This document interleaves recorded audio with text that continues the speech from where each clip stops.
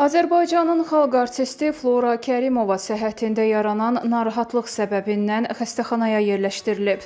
Sənətkarın müalicə prosesi Heydər Əliyev Fondunun prezidenti Mehriban Əliyeva tərəfindən nəzarətə götürülüb. Eyni zamanda Azərbaycan Respublikası prezidentinin köməkçisi Heydər Əliyev Fondunun icraçı direktoru Anar Ələkbərov xalq artistinə baş çəkib.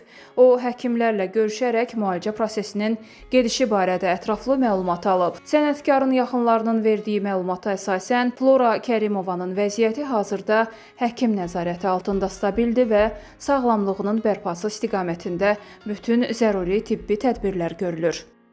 Dostlarımıza xəbər verək. Verək. Mən vermirəm, sən ver. Bu 9 ildə çox əziyyət çəkdim. Qırmızı diplomla tazlandırmışam bunu. Mərhum əməkdar artist Yaqub Zurufçunun oğlu Atilla Zurufçu növbəti uğuruna imza atıb. İfaçının həyat yoldaşı Aynur Zurufçu övladının 9-cu sinfi müvəffəqiyyətlə başa vurduğunu açıqlayıb.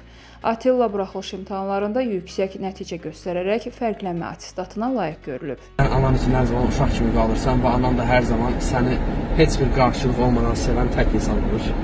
Bunun üçün anama da bir xüsusi təşəkkür etmək istəyirəm.